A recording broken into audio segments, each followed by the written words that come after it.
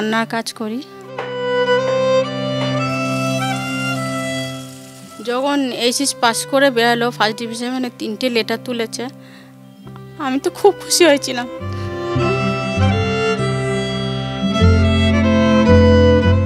যখন আমি HS pass করলো, আমি খুব খুশি হয়েছি।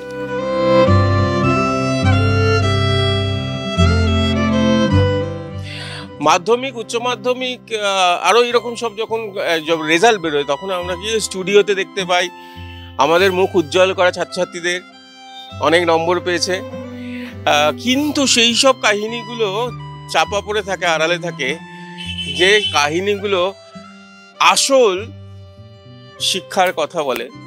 মানে ধরুন, আমি বলছি, বুঝতে পেরেছেন তো?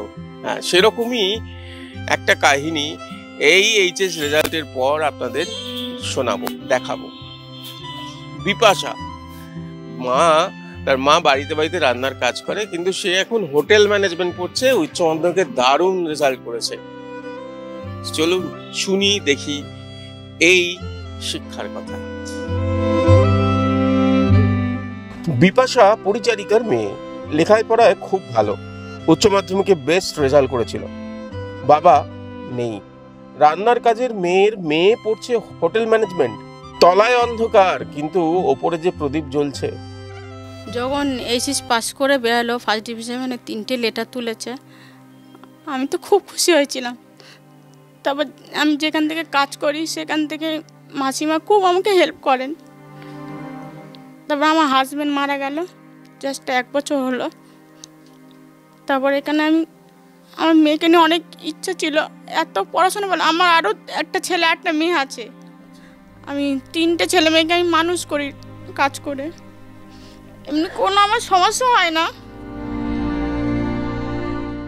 যখন আমি এইচএস পাস করলো, আমি খুব খুশি হয়েছি। এবার সব থেকে ভালো রেজাল্ট করেছে। এবার আমি টাউন স্কুলে পড়তো, ওখানেও এই মাধ্যমিক দিয়ে পুরো এই যে সেকেন্ড এতে পাস করে বেরিয়েছে। এবার এখান থেকে গিরিবালা স্কুলে গেল, ওখানে থেকে সব থেকে ভালো স্টুডেন্ট আমার মেয়ে, ওখানে সব থেকে। আর আমার মেয়ে কী গুণ, সবাইকে হেল্প করেন পড়াশোনার ক্ষেত্রে থেকে, নিজেও করে, আবার সবাইকে হেল্প করেন। মানে এমনভাবে হেল্প করেন, সেই মেয়েটা কিছু পারে না, মানে একটা ABCD থেকে কিছু পারে না, ওখানে তো সেই মেয়েটা যে থার্ড লিস্টের উঠে সে সেকেন্ড হয়ে বেরিয়ে এসছে। তো যখন আমার মেয়ে পরীক্ষা যখন পাস করে এখান থেকে বেরোলো, সেই মেয়েটার মা আর উনি আমার বিপাশাকে আমাকে হাত জোড়ো করে বলছে যে এই মেয়েটার জন্য আমি পাস করে বেরিয়ে এসেছি।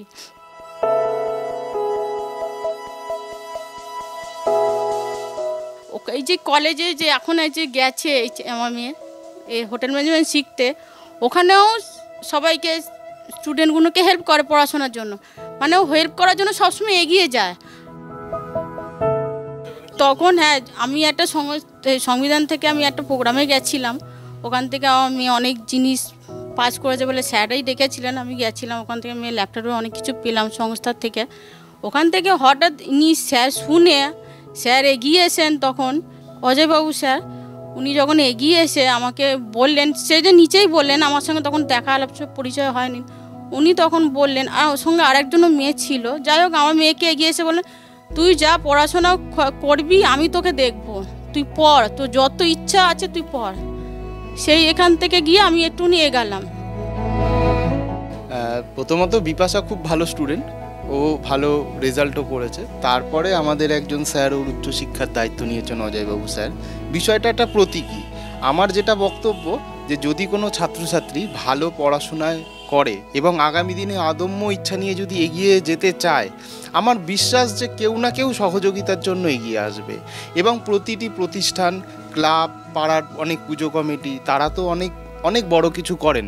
তারা যদি এরকম ভাবেন, ইনিশিয়েটিভ নেন যে তার পাড়ার একটা ছাত্রছাত্রীর দায়িত্ব নেবেন, তাহলেও কিন্তু আমাদের দেশের ভবিষ্যৎ অনেক বেশি উজ্জ্বল হবে। এটাও একটা বড় কথা।